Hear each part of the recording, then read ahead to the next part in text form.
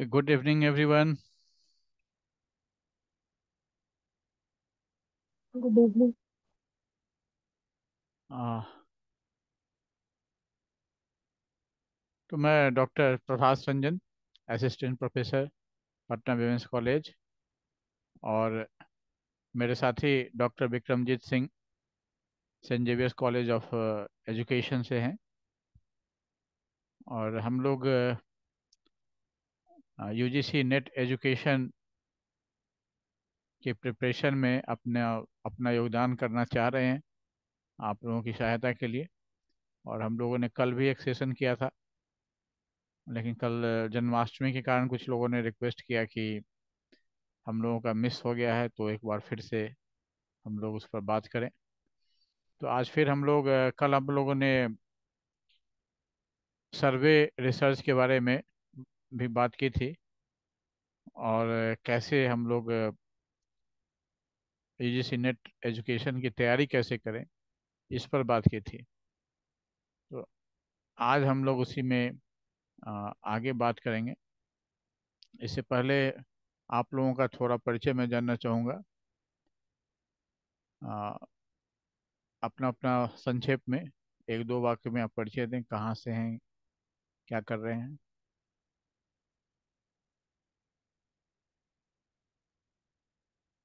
कई लोगों को मैं देख रहा हूँ, अभी चार पांच लोग जुड़े हुए हैं, चार लोग दिख रहे हैं। स्पेशली जो आपके मास्टर्स डिग्री आपने जहाँ से प्राप्त किया वो बता सकते हैं, या और कुछ और बताना चाहें संक्षेप में तो। Yes sir, good evening sir. हाँ हाँ। आरती यादव, हाँ हाँ। बनारस से सर, बीएचयू से पोस्ट ग्रेजुएशन किए हैं और रिसर्च की तैयारी कर रहे हैं। चलिए, बढ़िया है। अभी रहते बिहार में हैं कि वहीं बीएचयू में है? बनारस से ही हैं। अच्छा, बनारस से हैं। Very good.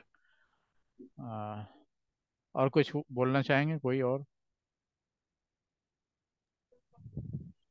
नमस्ते सर, मेरा नाम संध्या शाही है और मैं हम्म। एक +2 गवर्नमेंट +2 विद्यालय में हिंदी की शिक्षिका हूँ। बीच में बहुत दिनों से छोड़ दिया था, लेकिन एमए के बाद फिर से लगा कि थोड़ी तैयारी करनी चाहिए, तो नेट करना चाहते हैं। अच्छा अच्छा, बढ़िया। ओके। दिव्यन, प्रसन्ना।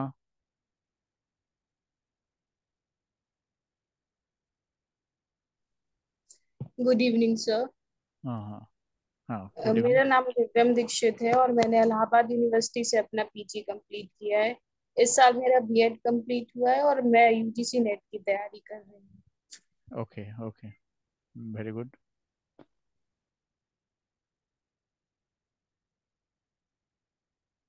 मुझे लगता है कि प्रसन्ना शायद ऑडियो से जुड़े हुए नहीं हैं, इनका ऑडियो ही नहीं कनेक्टेड है किसी कारण से। तो हम लोग आगे चलते हैं। तो जैसा कि मैंने कहा आपसे कि हम लोग ऑनलाइन प्लेटफॉर्म पर हम दोनों व्यक्ति यहाँ पटने में हैं। और मैं पटना विमेंस कॉलेज ऑटोनोमस नामक एक संस्थान है, मल्टी डिसिप्लिनरी इंस्टीट्यूशन है, जिसमें डिपार्टमेंट ऑफ एजुकेशन में मैं पिछले 12 साल से कार्यरत हूँ। और हमारे साथी डॉक्टर विक्रमजीत सिंह, ये एसोसिएट प्रोफेसर हैं। पिछले मुझे लगता है कि 8-9 वर्ष इनके भी हो चुके हैं वहाँ। और अ, वहाँ जो +2, ये एमएड, ग्रेड एमएड और बीएड दोनों ही वहाँ पर पढ़ाई होती है। तो एमएड के लेवल पर ये टीचिंग कर रहे हैं। तो हम लोग मिल करके हम लोगों ने एक इनिशिएटिव शुरू किया था एजुकेशन के फील्ड में, चूँकि क्वालिटी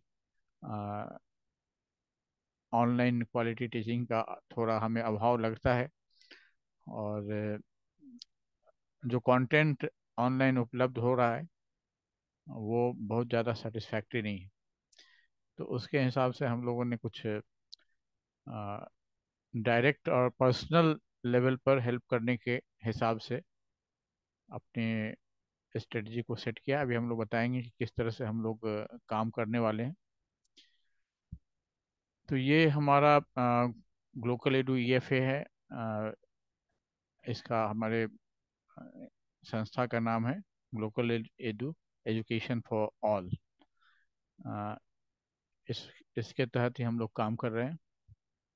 और जैसा कि हमने आपको बताया कि मैं और विक्रमजीत सर, ये दोनों आदमी हम लोग इसमें एक्टिव हैं। आज की जो हमारी चर्चा होगी वो मुख्यतः इसमें ये 5 बिंदु हमारे मुख्य हैं। पहले तो हम लोग जैसा कि आप सब लोग जानते हैं, एग्जाम के बारे में एक संक्षिप्त परिचय, फिर एक असेसमेंट ऑफ सिलेबस हम लोग थोड़ा करेंगे, और पर्सनल गोल हम कैसे सेट करेंगे इसकी हम लोग थोड़ा बात करेंगे। थोड़ी बात हम लोग इस बात की करेंगे कि हम लोग अपना रोल और स्ट्रेटजी कैसे सेट करें। हम लोग से मतलब है कि मैं और विक्रमजीत सर, हम लोग अपना हमारा क्या रोल होगा इस प्रिपरेशन में, हम लोग क्या क्या इसमें और किस प्रकार से हम लोग टीचिंग करेंगे, और फाइनली हम लोग इस कोर्स के फी के बारे में चर्चा करेंगे। तो एग्ज़ाम जैसा कि आपको मालूम है एनटीए के द्वारा ये लिया जाता है, यूजीसी नेट एजुकेशन एग्ज़ाम। और इसमें knowledge, teaching skill, research abilities, ये सारी चीज़ों की जांच होती है। और बेसिकली इसे हम लोग एजुकेशन और रिसर्च में करियर की शुरुआत का आधार मानते हैं। और जो अंतिम इसमें जो वाक्य है जिसको हाईलाइट किया गया है कि इसको इस तरह से देखना चाहिए कि जो ये एग्ज़ाम है, ये एक तरह से ओवर द टॉप आपका जो एमएड में आपने स्किल और नॉलेज गेन किया है उसके ऊपर से है।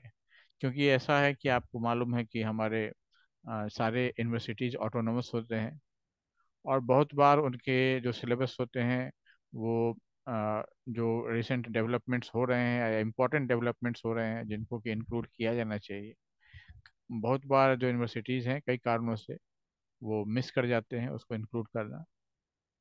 तो इस हिसाब से जो यूजीसी है वो अपने सिलेबाई जो उसके डिफरेंट सब्जेक्ट्स के हैं उसको वो बराबर अपडेट करते रहता है, और उसके हिसाब से वो एक्सपेक्ट करता है कि जो भी मास्टर्स डिग्री को प्राप्त कर चुके हैं वो अपने नॉलेज को भी में एडिशंस करते रहें।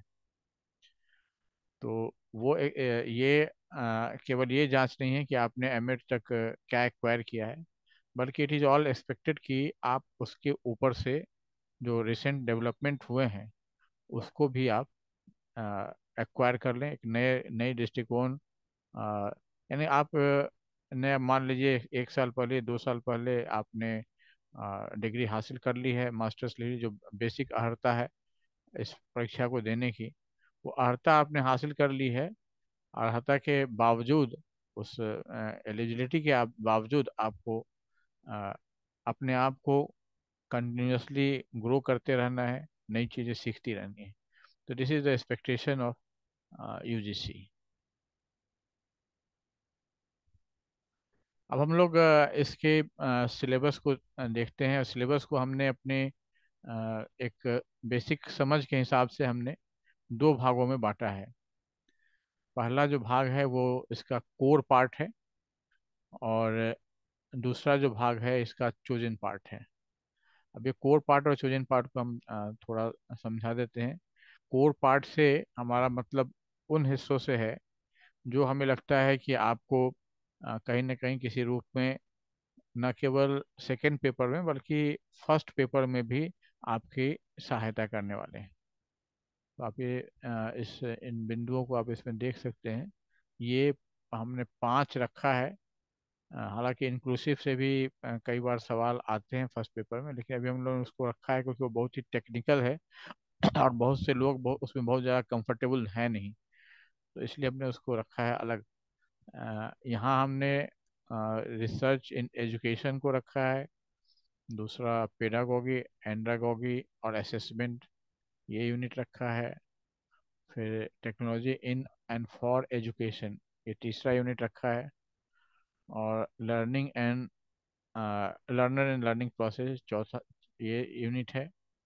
और फिर education management administration and leadership, इसमें बहुत सारी नई चीज़ें शामिल की गई हैं। तो कई लोगों ने डिमांड किया था, हमारे कुछ जो पुराने स्टूडेंट हैं उन लोगों की तरफ से भी डिमांड आया था कि इसका कंटेंट मिलना मुश्किल हो रहा है, तो आप इस ये कंटेंट उपलब्ध कराया जाए।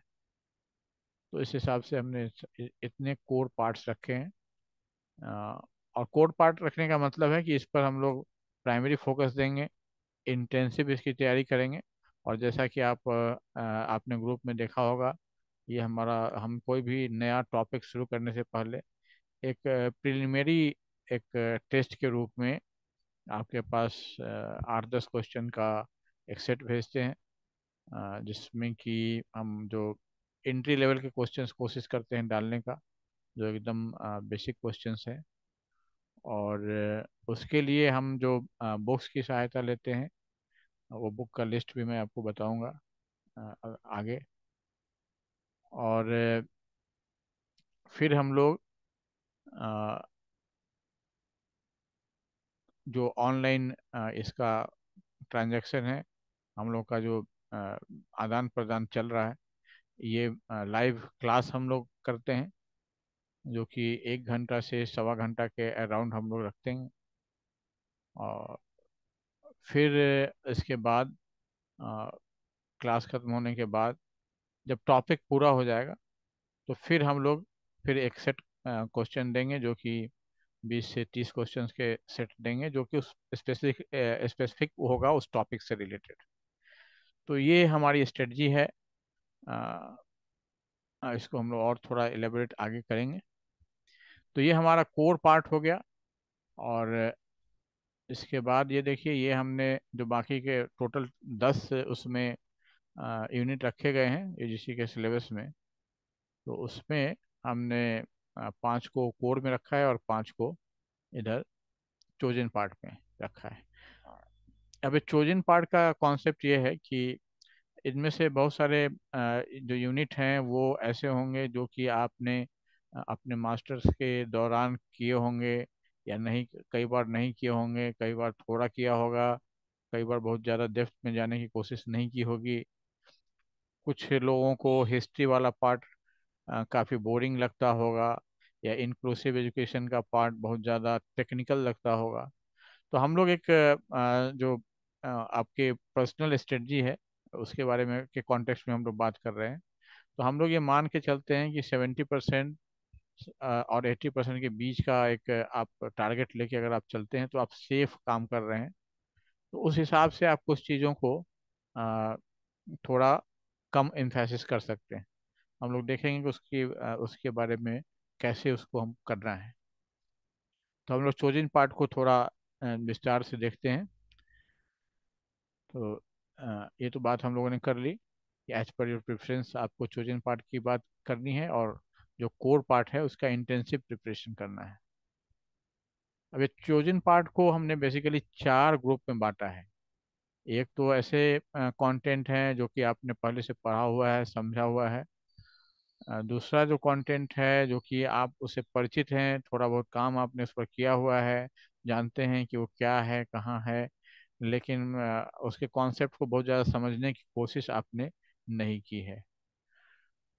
तीसरा कंटेंट है, ऐसे कंटेंट है जो कि बस आपने सुना है या देखा है, लेकिन उस पर कभी कुछ ज़्यादा विशेष करने का कुछ मौका नहीं मिला, या क्लास में डिस्कस नहीं हुआ, या कुछ कारण से आपने उसको बहुत ज़्यादा उस पर ध्यान नहीं दिया।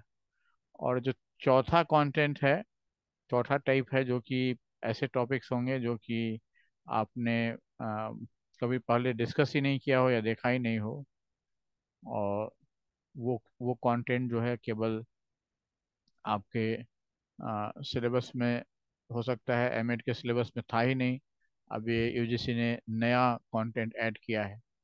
तो ये एक 4 कैटेगरी है।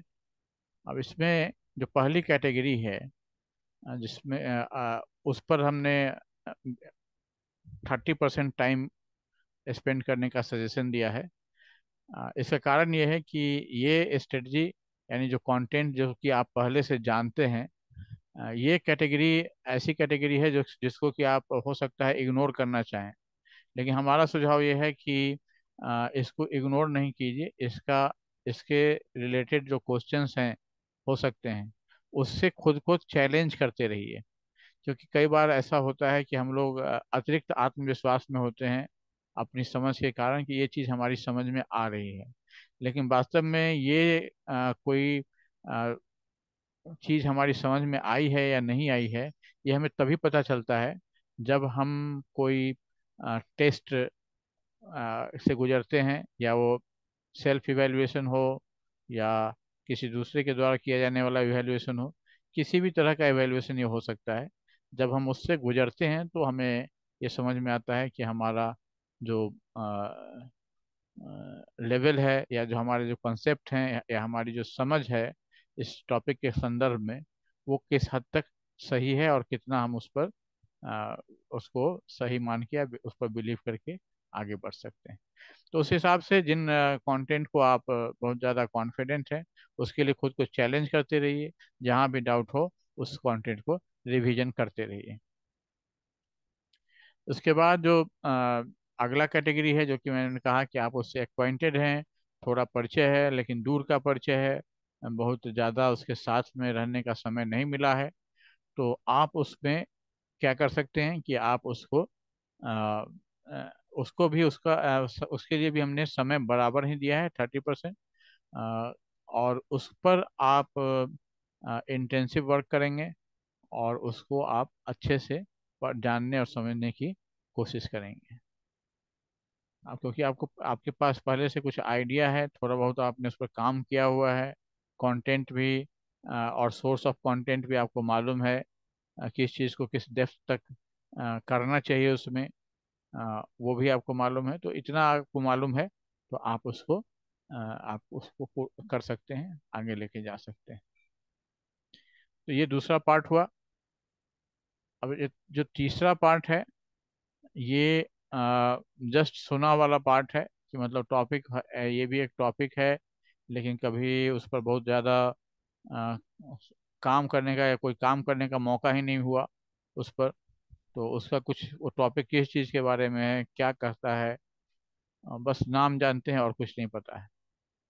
तो उसमें टारगेट करना है कि जो बेसिक अंडरस्टैंडिंग है, वो बेसिक अंडरस्टैंडिंग हमें प्राप्त हो जाए, और उस बेसिक अंडरस्टैंडिंग के आधार पर अ, जो बेसिक लेवल के, नॉलेज लेवल के या अंडरस्टैंडिंग लेवल के जो क्वेश्चंस होंगे, उसको हम लोग एग्जाम में टारगेट कर पाए, उसको हम लोग सक्सेसफुली अटेम्प्ट कर पाए। तो उसके हिसाब से हम लोग ये जो 20% ऑफ टाइम है, हम लोग उस पर दे सकते हैं। फिर ये अंतिम, चौथी और अंतिम कैटेगरी है, जो कि पूरी तरह से न्यू कैटेगरी है।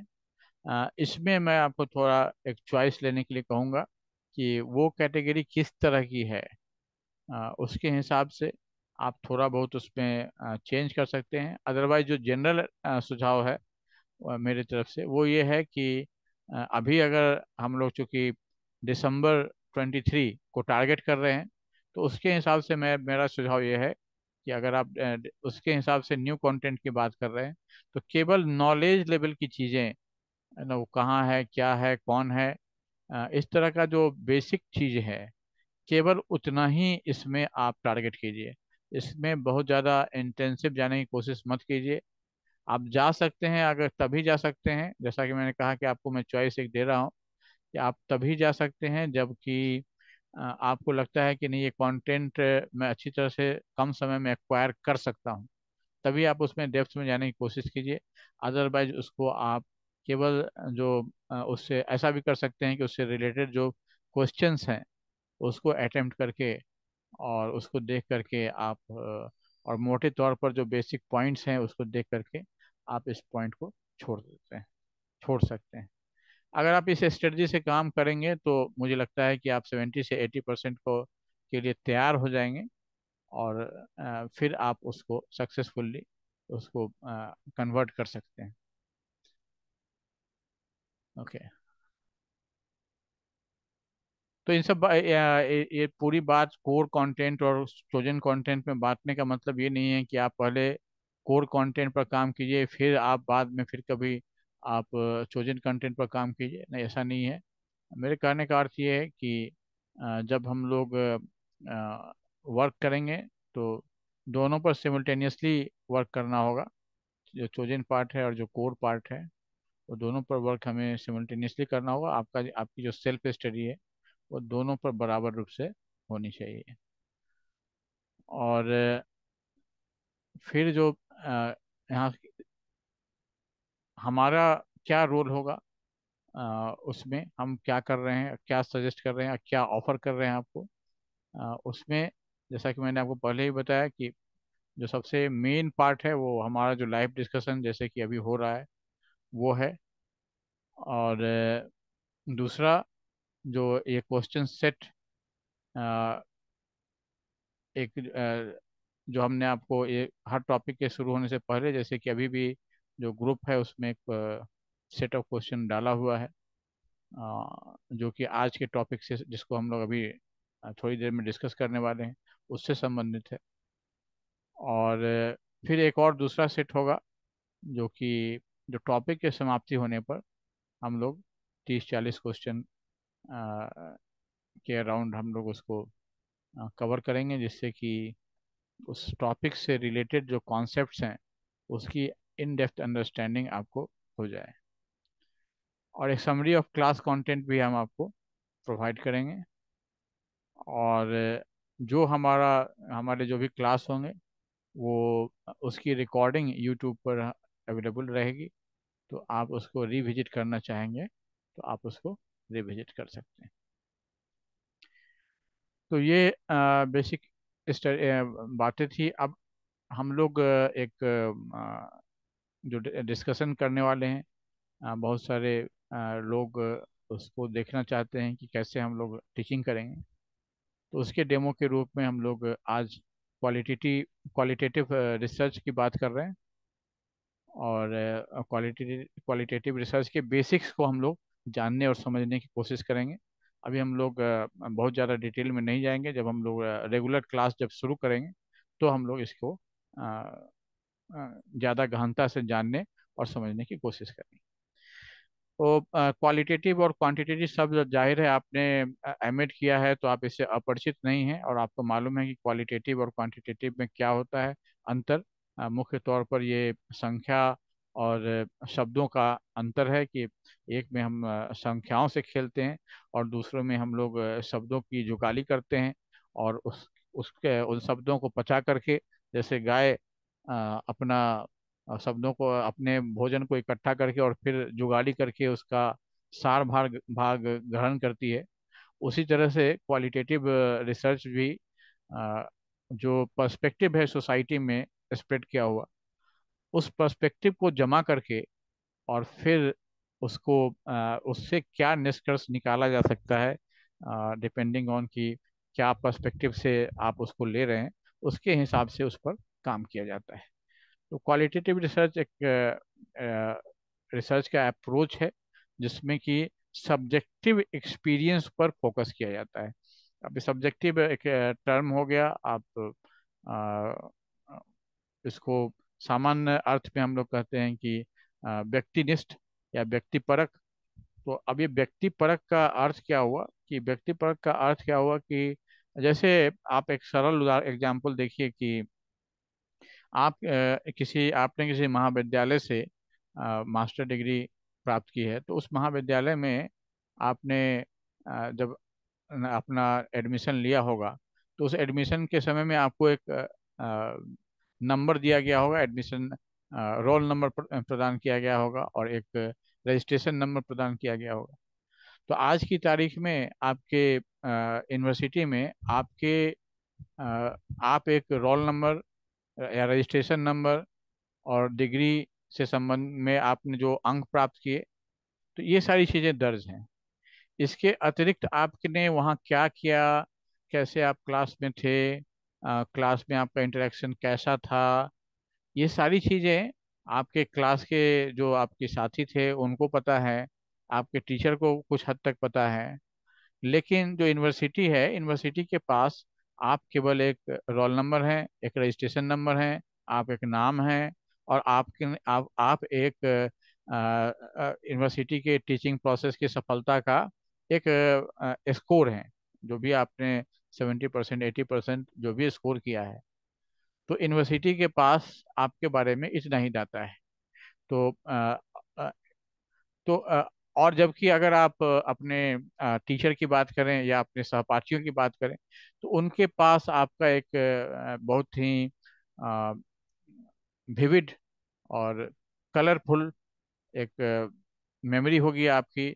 साथ साथ आपने समय बिताया होगा, साथ साथ घूमने गए होंगे, फिल्म देखने गए होंगे, साथ साथ आपने लाइब्रेरी में बिताया होगा, प्रोजेक्ट पर काम किया होगा, चीज़ें बनाई होंगी, है ना। आप साथ साथ टेंशन में आए होंगे, साथ साथ आपने बहुत सारी चीज़ें वहाँ की होंगी। तो उनकी मेमोरी और उनकी जो यादें हैं आपके बारे में, वो बिल्कुल अलग होंगी यूनिवर्सिटी की यादों से, जहाँ आप एक महज एक कुछ एक अंकों में और दो चार शब्दों में आपका नाम, आपके पिता का नाम, आपका घर का पता, ये सब चीज़ें केवल उनके रिकॉर्ड में है। तो ये सीधे तौर पर ये दोनों चीजें जो हैं सो आपको गुणात्मक और जो संख्यात्मक शोध है उनके आंकड़ों को दर्शाता है। जहाँ यूनिवर्सिटी आपके संख्यात्मक जो आपका डायमेंशन है या जो आपका परिचय है, वहाँ पर वो केंद्रित है। यूनिवर्सिटी ने आपको एक रजिस्ट्रेशन नंबर में बदल दिया है, आपकी आइडेंटिटी को एक रजिस्ट्रेशन नंबर में बदल दिया है। आपका नाम यूनिवर्सिटी के लिए बस एक नाम है, एक साउंड है, उससे उनको कुछ भी रिफ्लेक्ट नहीं करता है। कोई चित्र नहीं उनका, उनके दिमाग में, उनके जेहन में कोई अक्स नहीं बनता है किसी व्यक्ति का। वो कुछ भी उससे संबंधित कोई इमोशनल यादें उनसे जुड़ी नहीं है। और जबकि आपके जो फ्रेंड हैं और आपके शिक्षक भी जो रहे हैं, जिनके साथ आपका इंटरेक्शन ज़्यादा हुआ हो, उनके जेहन में भी आप एक याद बन के हैं। तो शिक्षक और जो आपके मित्र हैं वहाँ रहे हैं पीछे, उनके उनको उनके उनको शामिल करके अगर हम कोई स्टडी करते हैं, और अगर वो क्वांटिटेटिव स्टडी हम करते हैं, तो हम एक बहुत बड़ा डेटा मिस कर देते हैं। जो भी, जैसे मान लीजिए कि आरती, तो आरती अपने आरती के फ्रेंड्स को अगर हम अप्रोच करते हैं टू नो मोर अबाउट आरती, और उसमें हम आ, ये चाहते हैं कि हम केवल उस आरती के बारे में केवल क्वांटिटेटिव डेटा लेंगे, है ना। कुछ एक सवाल पूछेंगे जो कि बेसिक सवाल पूछेंगे, जैसे कि आ, कितना पंक्चुअल थी, या क्या उसका सक्सेस का क्या स्कोर था। ऐसे छोटे मोटे सवाल, अ, या किसी चीज़ के बारे में क्या एटीट्यूड था। तो छोटे मोटे सवाल पूछ करके और हम ये क्लेम कर रहे हैं कि हमने आर्थिक के बारे में पूरी सूचना निकाल ली है, तो ये इनकम्प्लीट होगा। क्योंकि जो इस तरह की जो क्वांटिटेटिव आंकड़े होते हैं, संख्यात्मक आंकड़े होते हैं, वो एक बहुत बड़ा हिस्सा छोड़ देते हैं व्यक्ति के बारे में, जो कि उनके मानवीय पक्ष होते हैं, मानवीय उसके गुण होते हैं। उन सब ह्यूमन जो फैक्टर्स होते हैं, उन सारे ह्यूमन फैक्टर्स को हम लोग इग्नोर कर देते हैं, या वो छूट जाता है। तो उन ह्यूमन फैक्टर्स को इंक्लूड करना, उन ह्यूमन फैक्टर्स को साथ लेके चलना, और उन ह्यूमन फैक्टर्स के आधार पर अ, जो हमारी स्वाभाविक सोचने की प्रवृत्ति, नेचुरल थिंकिंग प्रोसेस है, जिसमें हम अपने अंदर चीज़ों को देखते हैं, ऑब्जर्व करते हैं, सोचते हैं, रिफ्लेक्ट करते हैं। किसी कंप्यूटर की तरह नहीं, कोई उसमें मैथमेटिकल प्रोसेस नहीं लगा के हम जो जैसे हमने देखा कि कोई चीज़ लाल है, कोई चीज़ हरी है, कोई एक ऐसा कलर है जिसमें कई कलर को मिला करके बना हुआ है, तो फिर हम अपने रिफ्लेक्शन से जज करते हैं कि अच्छा, इसमें लाल और हरा मिला है तब ये कलर बना होगा। तो ऐसी बहुत सारी चीजें जो कि हम लोग रिफ्लेक्शन से जज करते हैं। यहाँ कोई हम मैथमेटिक्स नहीं लगाते या कंप्यूटर की तरह ये तय नहीं करते कि इतना फ्रिक्वेंसी का एक कलर, एक फ्रिक्वेंसी का जो अ, एक वेव है और दूसरा इतना फ्रिक्वेंसी का एक दूसरा वेव है, ये दोनों मिला मिला होगा तो फिर ये तैयार हुआ होगा। या फिर आप कंप्यूटर डाटा में देखते हैं, अगर आप कलर के से संबंधित कोई काम करेंगे तो उसमें आप क्लिक करेंगे तो आप देखेंगे कि हर हर एक कलर का एक कोड है ना, जो कि हर बिंदु पर जैसे जैसे उसको आप मूव करेंगे तो हर बिंदु पर वो चेंज होता जाता है।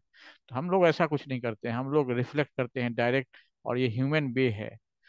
तो हम लोग किसी चीज़ को समझना चाहते हैं तो जो क्वालिटेटिव अप्रोच वाले लोग हैं उनका मानना होता है कि हम लोग उसको ह्यूमेन वे में समझें। मानवीय तरीका, ह्यूमेन वे, जो हमारा तरीका है लोगों को जानने का, समझने का, लोगों से बात करने का, अ, उस तरीके का इस्तेमाल करके हमें लोगों को जो चीज़ें हैं, जो समस्याएं हैं, जो मानव से जुड़ी हुई समस्याएं हैं, उनको हम लोग समझ सकते हैं। अ, तो और उसके पीछे जो तर्क देते हैं, अब हम लोग उसको आगे देखते हैं कि इसके क्या गुण है, उसके आधार पर वो क्या तर्क देते हैं। अ, पहली बात तो ये है कि जो रिसर्च, क्वालिटेटिव रिसर्च है, वो एक पर्टिकुलर टाइप नहीं है। इसमें बहुत सारे तरीके हैं क्वालिटेटिव रिसर्च में जिसको हम अपना सकते हैं, और ये एवर एवर इवॉल्विंग भी है। आपको जस्ट अपने जो रिसर्चर कम्युनिटी है उसको कन्विंस करना है कि मेरा तरीका भी सही है। ये मुझे पर्सनल बायसनेस के कारण नहीं, बल्कि अ, जो हमारा अप्रोच है इस चीज़ के बारे में, उस अप्रोच को सही ढंग से रिप्रेजेंट कर रहा है ना, और हमें एक वैलिड वेंटेज पॉइंट दे रहा है, एक ऑब्जर्वेशन का पॉइंट दे रहा है, एक नया दृष्टिकोण दे रहा है। उस नए दृष्टिकोण से हम चीज़ों को ज़्यादा बेहतर तरीके से समझ पा रहे हैं। अगर आप ये सब कन्विंस कर देते हैं तो आपका जो भी तरीका हो, चाहे वो किसी टेक्स्ट बुक में दिया गया है या नहीं दिया गया है, आपकी कम्युनिटी संभव है उसको एक्सेप्ट कर ले।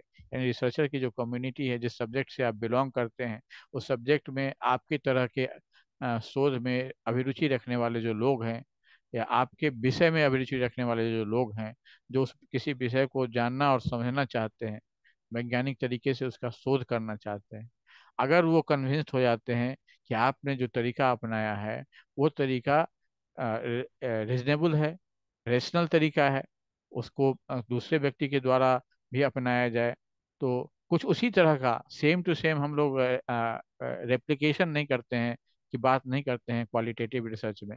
हम लोग वो क्वांटिटेटिव रिसर्च में बात करते हैं। क्वालिटेटिव रिसर्च में हम लोग बात करते हैं केवल कि जो रिजल्ट आ रहा है उससे क्या कुछ हम समझ पा रहे हैं, वो क्या हमें नया नया दृष्टिकोण दे रहा है, और उससे क्या हम कुछ चीज़ों को एक्सप्लेन कर पा रहे हैं। हाँ, तो आगे हम लोग देखेंगे ऑब्जेक्टिव्स को। तो इसमें ढेर सारे तरीके होते हैं, और जैसा कि मैंने पहले ही कहा कि संख्याओं के बजाय शब्दों के उपयोग पर, use of words uh rather than numbers, है ना, शब्दों की जगह नंबर्स पर हम लोग यहाँ फोकस करते हैं।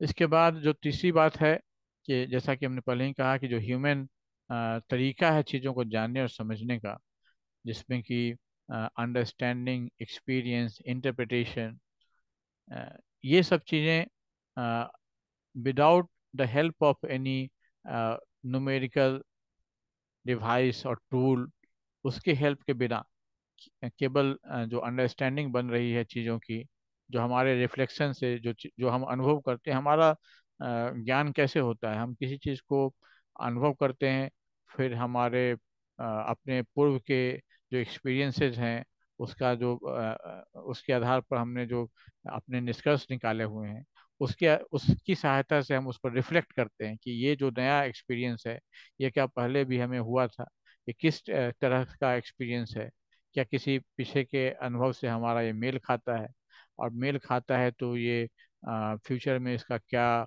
क्या होगा, ये इसका आउटकम क्या होगा।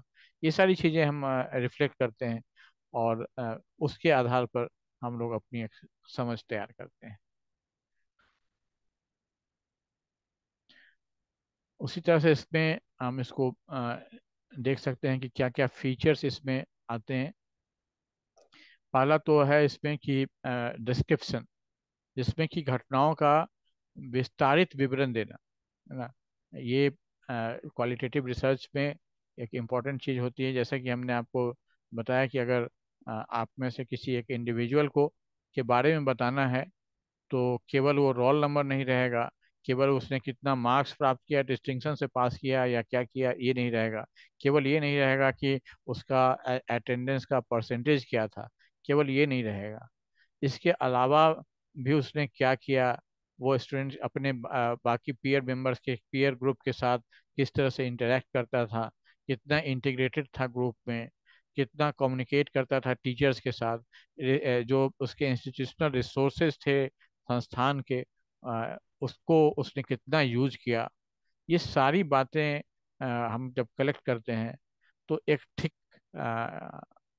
एक गहन इंफॉर्मेशन या गहन ठीक डेटा हमारे पास कलेक्ट होता है, जो कि पूरे तौर पर जो भी व्यक्ति को, जैसे आपने उदाहरण लिया था आरती का, तो आरती का अपनी संस्थान में उन्होंने उनका जो पूरा अनुभव था उसको वो जाहिर कर सकता है या एक्सप्लोर कर सकता है, कि जिससे कि उनके पूरे अनुभव को समझा जा सके।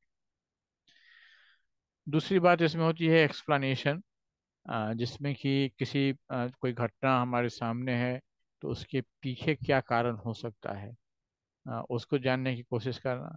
और यहाँ जो जानने की कोशिश है वो मुख्य तौर पर जो ह्यूमन एक्सपीरियंस्ड तरीका है, कि जो इंटरप्रेटर्स हैं, जो उसको फील करने वाले हैं, वो क्या कह रहे हैं। और दूसरा कि जो थ्योरेटिकल एक्सप्लेनेशन है, जो थ्योरेटिकल मॉडल्स हैं हमारे, वो क्या कर रहे हैं। उन दोनों को मिला करके हम जब क्वालिटेटिव रिसर्च करते हैं, तो उन दोनों को मिला करके काम करते हैं, और हम लोग उसको उसके कारण को जानने और समझने की कोशिश करते हैं।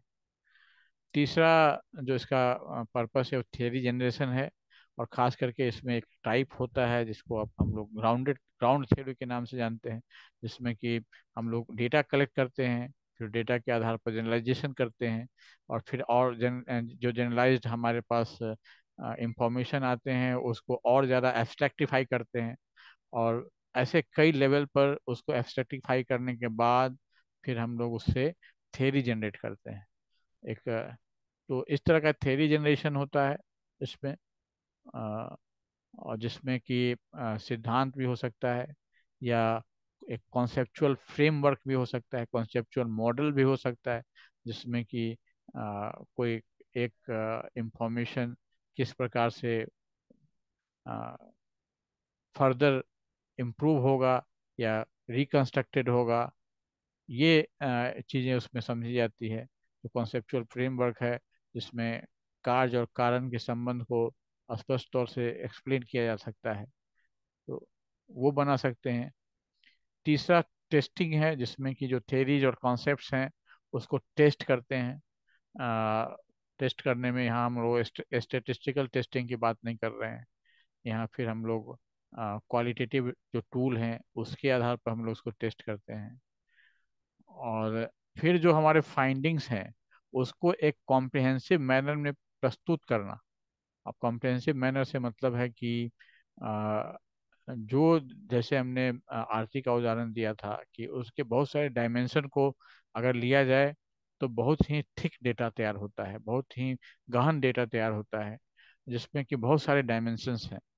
तो अब ये भी एक आर्ट है कि कैसे रीडर को बोर किए बिना या उसको ये फील कराए बिना कि ये सब यूजलेस इंफॉर्मेशन है, आप कैसे मीनिंगफुल्ली उन सारे इंफॉर्मेशन को कंबाइन कर सकते हैं, और एक इंटरेस्टिंग वे में, मीनिंगफुल वे में उसको आप प्रस्तुत कर सकते हैं। That is also one of important art when you are doing qualitative research. तो ये रिपोर्ट तैयार करना, और फिर फाइनली जो की कॉन्सेप्ट क्रिएट करना है, जो कि रिसर्च एरिया से संबंधित जो भी आप एरिया में, जिस एरिया में आप रिसर्च कर रहे हैं, उससे संबंधित की कॉन्सेप्ट को तैयार करना, उसके लिए भी जो क्वालिटेटिव रिसर्च है वो उसमें सहायता करती है। इसके बाद हम लोग देखते हैं कि जो इसके की कैरेक्टरिस्टिक्स हैं वो क्या हैं। हालांकि मोटे तौर पर हमने इसको देख लिया है, लेकिन फिर भी थोड़ा इसको समझ लेते हैं कि पहली चीज जो इसमें है, इसके में ये एक फ्लेक्सिबल स्ट्रक्चर होता है। फ्लेक्सिबल स्ट्रक्चर से हमारा मतलब है कि एक्सप्लोरेशन शुरू होने के बाद, इसको थोड़ा सा बैकग्राउंड में बताना जरूरी है कि जो क्वांटिटेटिव रिसर्च होता है वो एक रिजिड फ्रेम में करना होता है। आप एक बार जब उसको डिजाइन कर लेते हैं तो फिर आप बाद में उसमें चेंज नहीं कर सकते। आप भले ही आपको ये लगे कि ये मिस्टेक हो गया है, तो आप उस मिस्टेक को किस तरह से दूर कर सकते हैं ये आप कर सकते हैं, लेकिन आप पूरे फ्रेमवर्क को बदल देंगे ये आप नहीं कर सकते हैं। तो ये इम्पोर्टेंट होता है कि आपको, आपने जैसे कि आपने तय कर लिया कि हमारे ऑब्जेक्टिव ये हैं, हमारा हाइपोथेसिस ये है, और इनिशियली जब आप लिटरेचर रिव्यू के फेज से गुजर चुके हैं और आपने इस्टेब्लिश कर लिया है, और फिर जब आप ये सब चीज़ें समझ करके फील्ड में जाते हैं रिसर्च करने के लिए या सर्वे करने के लिए, तो आपको वहाँ लगता है कि अरे हमने तो ये चीज़ एक नई एकदम चीज़ है। तो वहाँ फिर आपके पास बहुत ज़्यादा स्कोप नहीं होता है जब आप क्वांटिटेटिव रिसर्च करते हैं, क्योंकि आपने पहले ही अपना जो ऑब्जेक्टिव है, लक्ष्य है, वो सब सेट कर रखा है। आप उसको बहुत ज़्यादा बदल नहीं सकते हैं। आपने उसके बारे में जो आपकी फंडिंग एजेंसी है उसको बताया हुआ है, आपके जो ऊपर में हो सकता है आपके गाइड हैं या जो भी लोग हैं उन सबको आपने बताया हुआ है। तो फिर वो वहाँ पर एक चैलेंज होता है कि आप रेडिकली उसको आप पूरी तरह से बदलना चाहें तो आप वो नहीं कर सकते हैं। आप कल तक तो मान लीजिए हम ये मानते थे, आज हमें लग रहा है कि नहीं, हम बहुत ही गलत थे। तो ऐसे रेडिकल चेंजेस के लिए आपको क्वांटिटेटिव रिसर्च में बिल्कुल स्पेस नहीं है। ये स्पेस आपको यहाँ पर, जब क्वालिटेटिव रिसर्च आप करते हैं तो वहाँ पर ये स्कोप होता है कि आप जब किसी पर्टिकुलर ग्रुप में, मान लीजिए कि आप गांव के बच्चों के बीच में कोई स्टडी करते हैं, और जाहिर है हम सबके दिमाग में हर एक चीज़ के बारे में अपना एक ओपिनियन होता है, और हम उस अपने ओपिनियटेड जो व्यू पॉइंट है, जो दृष्टिकोण होता है, उसको लेकर के हम लोग किसी फील्ड में या किसी ग्रुप के बीच में जाते हैं। और अगर हम ओपन माइंडेड होते हैं तो अक्सर हमें अपने ओपिनियनेटेड जो व्यू पॉइंट है उसको चेंज करना पड़ता है। हमें कुछ और चीज़ें वहाँ दिखती हैं, कुछ और रिफ्लेक्शंस मिलते हैं, तो अकॉर्डिंगली हम लोग अपने अपनी चीज़ों को बदलते हैं। जैसे कि मैं आपको एक सिंपल उदाहरण देता हूँ, जैसे गांव के बच्चों का मैं उदाहरण दे रहा था। तो गांव के बच्चों का उदाहरण अगर हम दें तो आप क्या कहेंगे, गांव के बच्चे जो स्कूल जाते हैं तो उनके बारे में आपको क्या लगता है कि उनके लाइफ का के बारे में आप उसको किस तरह से देखते हैं? एक दो आदमी कोई भी आप जवाब देना चाहिए तो दे सकते हैं कि क्या सोचते हैं उसके बारे में।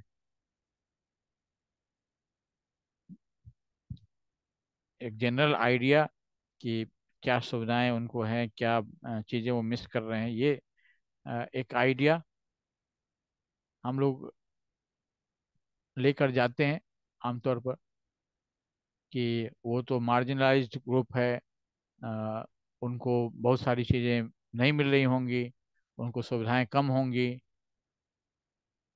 और जब आप वहाँ जाएंगे तो आपको एक और चीज़ दिखेगा, ये सब बातें सही हैं, उनके स्कूल अच्छे नहीं हैं, उनके टीचर अच्छे नहीं हैं, उनके इंस्टीट्यूशनल फैसिलिटीज़ अच्छे नहीं हैं, पर आपको एक चीज़ दिखेगा कि ये बच्चे शहर में रहने वाले बच्चों की तुलना में ज़्यादा खुश नजर आते हैं। तो ये आपकी दृष्टि खुलेगी जब आप वहाँ एक क्वालिटेटिव फ्रेमवर्क के साथ गए हैं, आपने क्वालिटेटिव ऑब्जेक्टिव रखा है और आप ओपन हैं। अगर आप दूसरे फ्रेमवर्क में जाते हैं, यानी क्वांटिटेटिव फ्रेमवर्क में जाते हैं, तो जाहिर है आप वहाँ उनके मार्जिन को एक्सप्लोर करने गए हैं कि किस तरह से वो वंचित हैं, उनकी वंचना को, उनके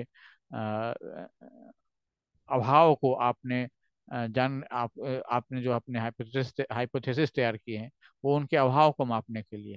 तो उस कॉन्टेक्स्ट में उनका खुश रहना आपके लिए कोई ज़्यादा सिग्निफिकेंट नहीं है, ज़्यादा इम्पोर्टेंट या यूजफुल नहीं है। तो आप उसको क्या करेंगे कि आप चुपचाप अपना जो टारगेट है उतना काम करके निकल जाएंगे। लेकिन एक क्वालिटेटिव डेटा वाला आदमी वहाँ जब जाएगा और वो बच्चों को खुश देखेगा, तो वो कहेगा कि ये तो सबसे बड़ी चीज़ है जो बच्चों को चाहिए होती है, कि बच्चे अपने जो काम कर रहे हैं उसमें वो खुश रहें और उस खुशी के साथ वो अपना काम करें। तो उस हिसाब से ये तो बेहतर स्थिति है। तो आपको उसमें उस हिसाब से अपने जो ऑब्जेक्टिव्स हैं और अपने जो डेटा कलेक्शन है उन सब चीज़ों पर आप उसमें परिवर्तन करते हैं।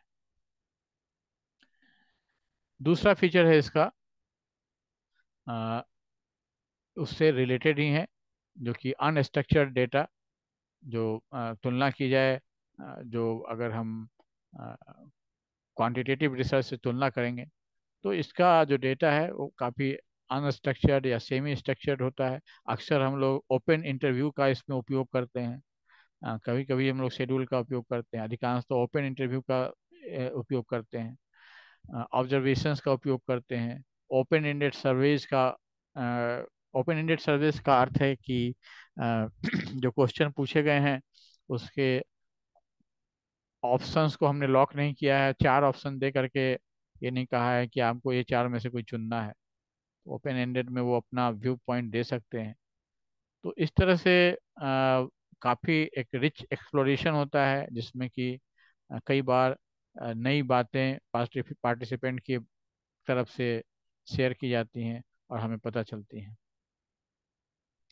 इसी तरह से जो व्यक्ति परकता की बात आती है, तो यहाँ पर हम लोग जो ह्यूमन एक्सपीरियंस है और सब्जेक्टिविटी है उस पर हम लोग जोर देते हैं।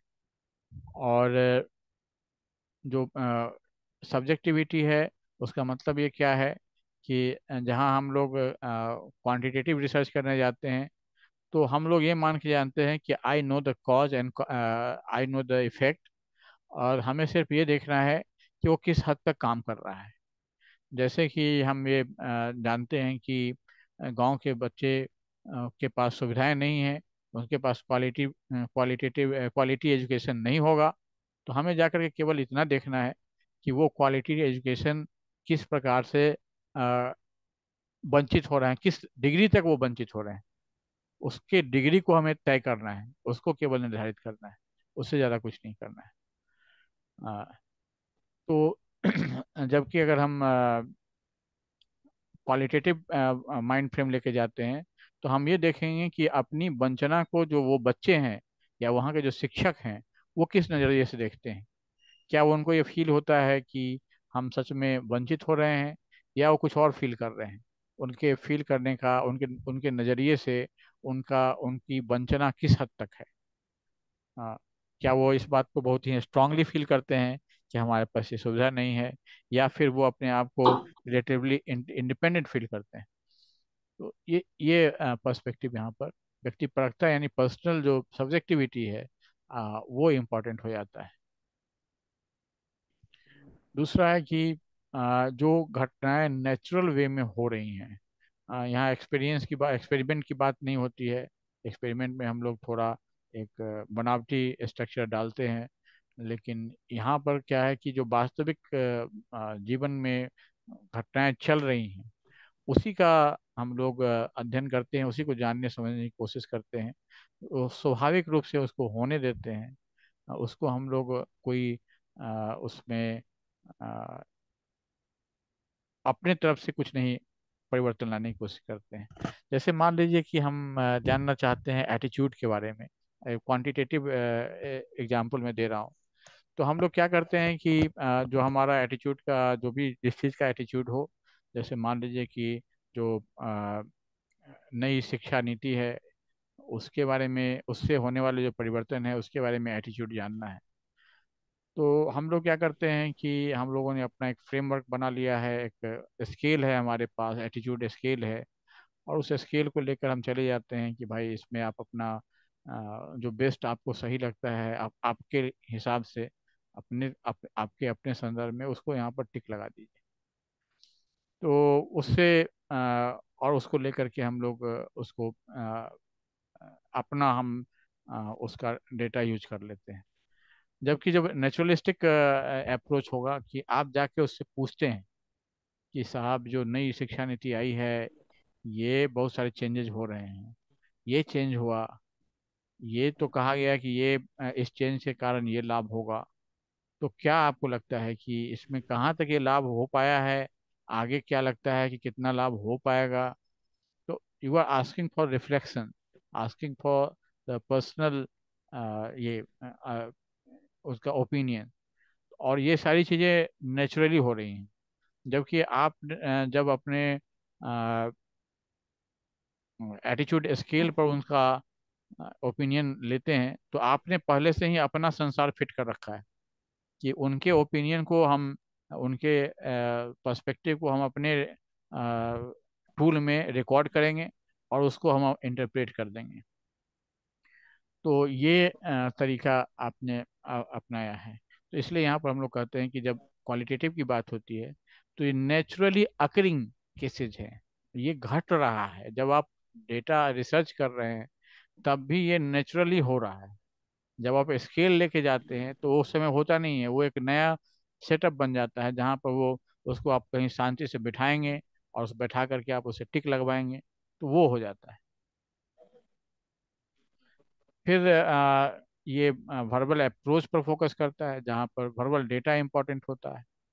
जो पूछते हैं आप, जो रिफ्लेक्शन वो देता है, जो इम्पोर्टेंट बातें वो कहता है, ये सब चीज़ें इंपॉर्टेंट होती हैं। अ, फिर जो इसका उद्देश्य है, जिसको हम लोगों ने शायद हमने इसको और ज़्यादा बेहतर रूप में आगे दिया है। अच्छा, अच्छा नहीं है, छूट और डेटा हट गया है। ओके। जिसमें कि चीज़ों को डिस्क्रिप्शन देना, एक्सप्लेन करना, ये तो हमने पीछे बात कर ली है इसकी, ठीक है, आगे चलते हैं। दूसरे इसका एक और इम्पॉर्टेंट फीचर है कि इसमें हमेशा कॉन्टेक्स्ट में हम लोग बात करते हैं कि हम एक फलानी कम्युनिटी में गए, बिहार के गांव में गए, वहाँ हमने ये देखा, वहाँ लोगों से बात की। तो वो कॉन्टेक्स्ट बड़ा इंपॉर्टेंट होता है, क्योंकि वो एक कल्चरल कॉन्टेक्स्ट होता है। जबकि हम लोग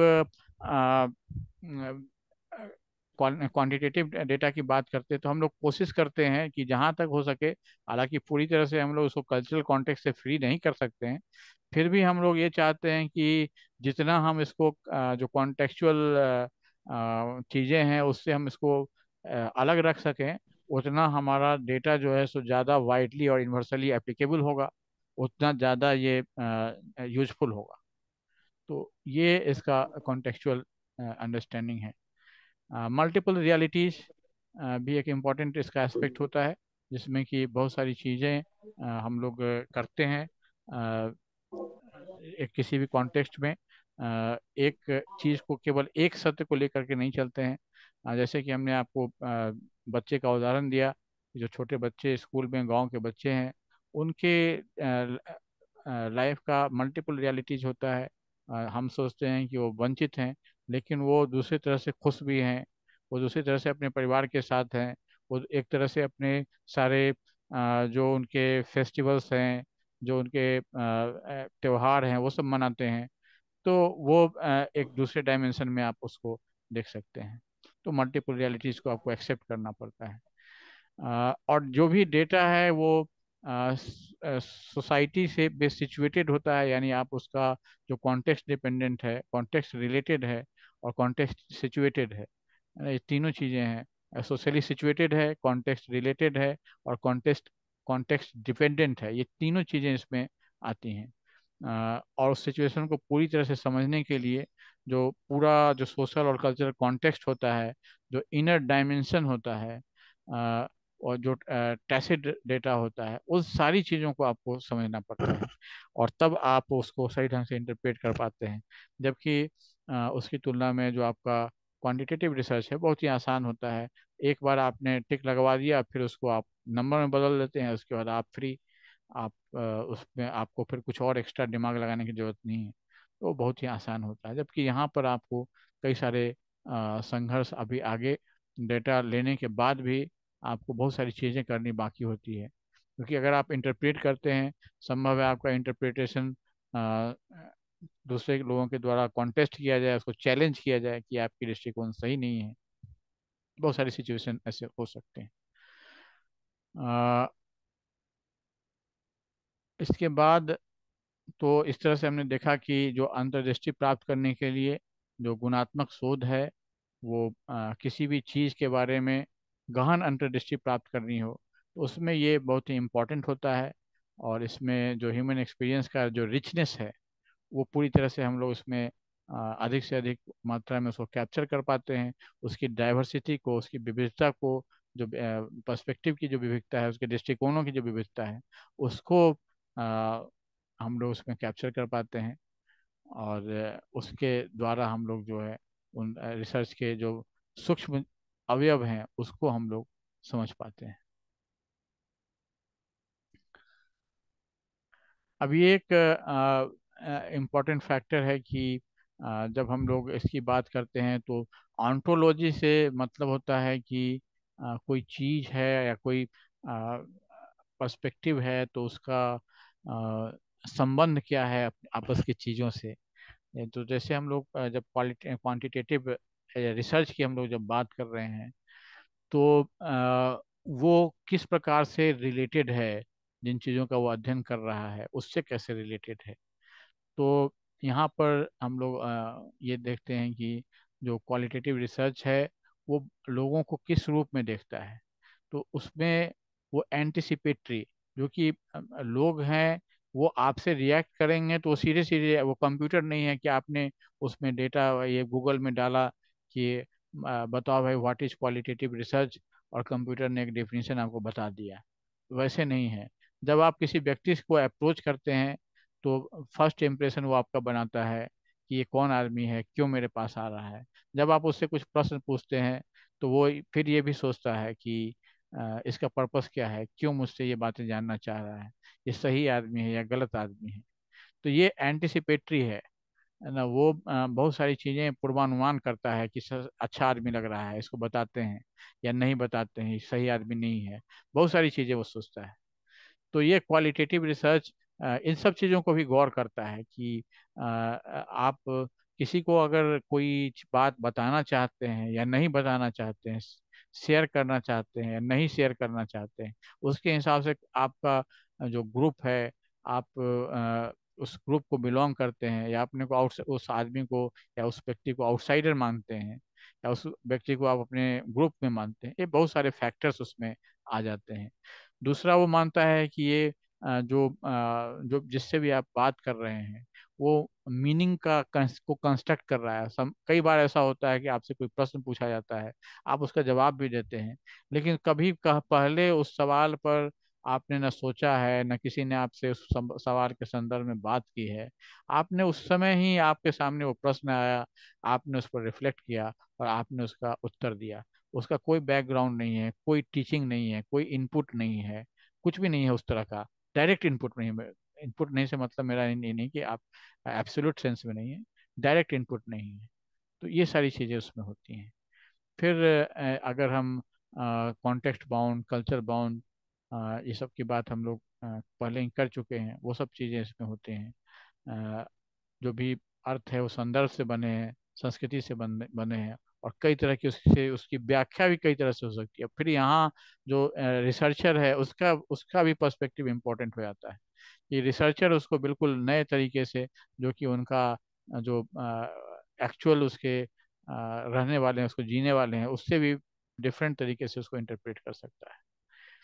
तो रियलिटी यहाँ पर जो है सो डिफरेंट मल्टीपल है, बहुत तरह की रियलिटी हो सकती है, ऑन्टोलॉजी जो इसका है वो कहता है।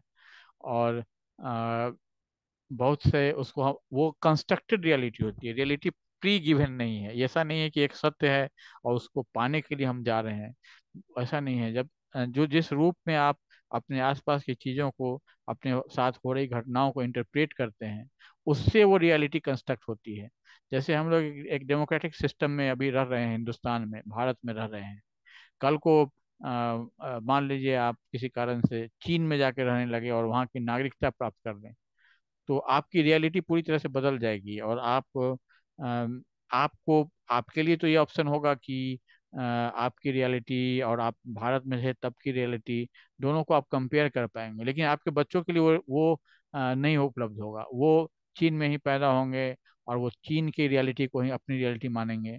तो उनकी रियलिटी आपके हिंदुस्तान वाली रियलिटी से या आपकी चीन वाली रियलिटी से भी बिल्कुल अलग होगी, क्योंकि वो वहीं पैदा होंगे, वहाँ की चीज़ों को देख करके, समझ करके, वहाँ की समस्याओं को झेल करके और उनका सामना करके उनकी रियलिटी का निर्माण होगा।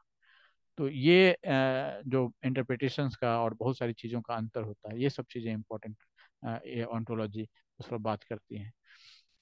और ये भी बात करता है कि जो नोअर है और जो नोन है, ये इंटरैक्टिव है और इनसेपरेबल है, इसको अलग नहीं किया जा सकता है।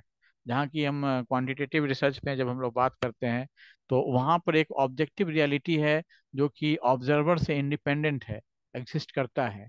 लेकिन यहाँ क्वालिटेटिव रिसर्च में हम लोग मानते हैं कि जो ये रियलिटी तभी तक सही है जब तक कि उसका जो उसको उस रियलिटी को जो मानने वाला है या बताने वाला है, या उसको समझने वाला है या अनुभव करने वाला है, वो उसको उस रूप में अनुभव कर रहा है। कल अगर उससे उसका पर्सपेक्टिव चेंज हो जाता है तो वो रियलिटी भी चेंज हो जाएगी। तो ये इंटरेक्शन उसमें चलता रहेगा, क्योंकि जो भी उसकी आज की समझ है, आने वाले अनुभव से उसकी समझ और बदल सकती है। तो ये दोनों इनसेपरेबल है, इनका ये एक दूसरे से बिल्कुल अलग है। फिर इसका जो एपिस्टेमोलॉजी है, यानी इसका जो ज्ञान शास्त्र है, वो कहता है कि जो बिहेवियर और डेटा है वो कॉन्टेक्स्ट के डिपेंडेंट है और सोसाइटी में सिचुएटेड है ना। इसका जो ज्ञान है ये किसी ग्रंथ में लिखा हुआ नहीं है, ये किसी रूल बुक में नहीं लिखा हुआ है। जो नॉलेज या जो रियलिटी है, इसको आप कहाँ पाएंगे? तो ये सोशल में, सोसाइटी में, जो पर्टिकुलर सोसाइटी है, और वो सोसाइटी जिस रूप में उस समय में चल रही है, जिस रूप में वो जी रही है, जिस चीज़ के की चाहत में जा रही है, उसके हिसाब से जो बिहेवियर और डेटा है वो आपको मिलेगा। और उसके आधार पर आप उस समय की रियलिटी को कंस्ट्रक्ट कर पाएंगे। ये ज्ञान शास्त्र आपको ये बताता है कि ये जो नॉलेज आप क्रिएट कर रहे हैं वो उस पर्टिकुलर टाइम का कंससनेस है और कॉन्सेंसस भी है। ये बिल्कुल अलग की चीज़ नहीं है। और जो रिसर्चर है उसको पूरे कॉन्टेक्स्ट को ले करके और समग्र तौर पर उसको समझने की जरूरत पड़ती है। और जो जैसे कि हम लोग जब क्वांटिटेटिव रिसर्च की बात करते हैं तो लिमिटेड वेरिएबल्स लेके चलते हैं कि हमने 4 वेरिएबल लिया है, एक वेरिएबल के दूसरे वेरिएबल के बीच में रिएक्शन देखेंगे, उसका इम्पैक्ट देखते हैं। एक को मैनिपुलेट किया जो हमारा वेरिएबल है, तो उस जो वेरिएबल पर मैनिपुलेट किया तो दूसरे वेरिएबल पर उसका इम्पैक्ट देखते हैं क्या उस पर परिवर्तन हो रहा है। तो ऐसा नहीं है यहाँ पर, हम लोग वो अलग अलग अवयव को बांट के नहीं देखते हैं, हम लोग हॉलिस्टिकली इसको देखते हैं। और क्वालिटेटिव रिसर्च जो है सो सब्जेक्टिव अकाउंट पर फोकस करता है, इंटरप्रिटेशन पर और फिनोमेना जो पार्टिसिपेंट के साथ। फिनोमेना का मतलब होता है कि जब आप किसी परिस्थिति में हैं तो वहाँ उस परिस्थिति के साथ रिएक्ट कर रहे हैं। जैसे कि अगर अचानक से आपको किसी डिस्कोथेक में डाल दिया जाए और जहाँ आप पहले कभी नहीं गए हों, तो you have to explore things कि कहाँ क्या है, कौन क्या कर रहा है। You can not ask any one, क्योंकि सारे लोग अपने अपने में बिजी होंगे, they all are dancing, they are not going to listen to you. So you have to make out things कि ये है, ये रास्ता निकलने का किधर है, खाना किधर है, पीना किधर है, everything you have to make out.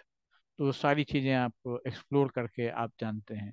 तो वो भी एक तरह का एक मिनिएचर आप कह सकते हैं कि एक तरह का एक फिनोमेना है, जहाँ आप अप्रोच करते हैं, ट्रायल एरर करते हैं, फिर आप एक एस्टेब्लिश करते हैं कि ये हाँ ये इस तरह से काम होता है।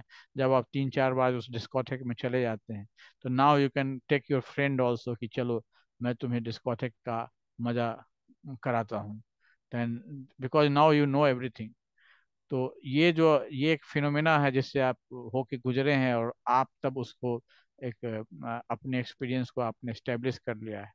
तो इसी फिनोमेना को पकड़ने का कि किसी चीज़ को आप अपने एक्सपीरियंस में जिस तरह से स्थापित रखते हैं, जिस तरह से इंटरप्रेट करते हैं, इसी को पकड़ने का काम जो फिनोमेनोलॉजिकल क्वालिटेटिव स्टडी होती है उसमें किया जाता है। तो ये सब बातें थी जो हम लोग इस क्वालिटेटिव रिसर्च के बेसिक्स के बारे में हम लोगों ने आज बात की। उम्मीद है आप लोगों को काफ़ी इससे सहायता मिली होगी इस कॉन्सेप्ट को समझने में। कोई प्रश्न पूछना चाहें तो आप पूछ सकते हैं, और फिर हम लोग थोड़ी सी बात आपको बताएंगे। अब 2-3 स्लाइड हमारा और है। एक तो आप तब तक अपने प्रश्न को सोचिए, तब तक मैं आपको ये बातें बता देता हूँ कि हम लोग शाम में 7 बजे से 9:30 बजे तक क्लास करेंगे। बेसिकली हम लोगों ने अभी जो सोचा है वो ये है कि 2 क्लासेज होंगे, एक एक मेरे द्वारा और एक विक्रमजीत सर के द्वारा 2 क्लासेज होंगे। और उसके बाद अ, ये हमारा फी स्ट्रक्चर है जो हम लोग दिसंबर 2023 के नेट को टारगेट करके हमने रखा है कि 5,000 ये इसका इसकी फ़ी होगी।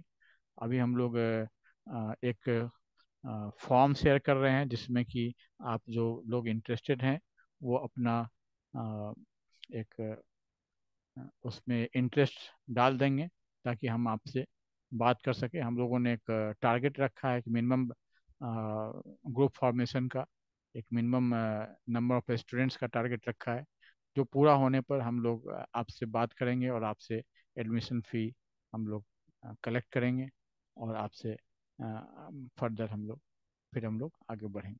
ये हम लोग इसी वीक में, इस वीक में मतलब कि कमिंग वीक में, अब तो इस वीक का केवल एक ही दिन बचा है। ये 2-3 दिन में हम लोग फाइनल कर देंगे और कमिंग वीक में हम लोग इसको स्टार्ट करने वाले हैं। तो विक्रम सर, जो वो इंटरेस्ट एडमिशन इंटरेस्ट फॉर्म है उसको ग्रुप में शेयर कर दीजिए। दूसरा जो लॉन्ग टर्म है, ये जो लोग जून 2014 को 24 को टारगेट करना चाहते हैं, जो फुल कवर करना चाहते हैं, सारे कंटेंट को कवर करना चाहते हैं, इसमें भी हम लोग कंटेंट को कवर करेंगे, लेकिन समय की कमी के कारण कुछ चीज़ों को हम लोग थोड़ा कम एम्फेसिस करेंगे और कुछ चीज़ों को ज़्यादा एम्फेसिस करेंगे। लेकिन उसको ज़्यादा विस्तार से करना चाहते हैं तो उसके लिए दूसरा है ग्रुप है। अगेन यहाँ पर भी वही group formation, number of students की बात इंपॉर्टेंट होगी। अकॉर्डिंगली हम लोग आपको कांटेक्ट करेंगे। तो ये बातें थी। ये हम 2 लोग इंस्ट्रक्टर्स हैं, हम लोग का चेहरा देख लीजिए, डॉक्टर विक्रमजीत सिंह और मैं Prabhas Ranjan. Thank you. Competition जो आपके सामने है उसके लिए आपको शुभकामनाएं।